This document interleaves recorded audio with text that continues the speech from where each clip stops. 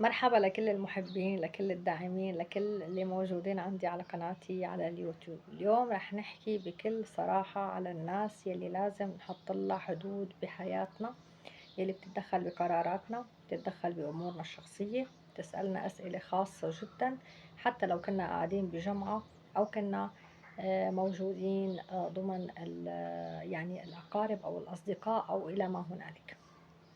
هدول الأشخاص يلي بيتدخلوا بحياتك وبيفوتوا بالعمق وبيسألوك أسئلة خاصة جدا، مثل قدي عمرك، شو دارس، من وين أنت، شو اسم أبوك، كيف بتتعامل مع ابنك، كيف بتتعاملي مع جوزك، قديش بيحبك، بيكرهك، مين بيشتغل بالبيت، شو اللي بتعمليه إذا عمل هيك. هي أسئلة جدا خاصة.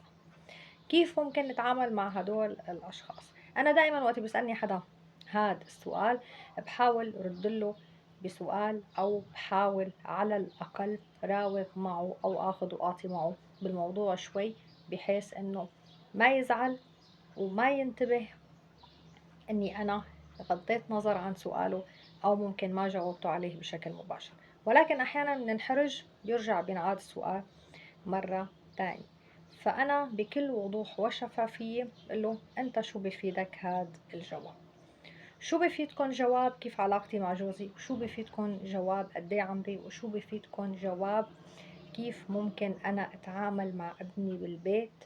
أو شو هي القصص يلي بتصير معي ضمن بيتي؟ هي خصوصية الخصوصية. إذا أنا جاوبت عليهم، سمحت لهم أولا يتدخلوا بحياتي الشخصية، ثانيا يعطوا قرارات عني، ثالثا ممكن يصير في فتن بيني وبين عائلتي من وراء سرد هي القصص، رابعا بعودهم انه هن شي طبيعي يسألوني هي الأسئلة.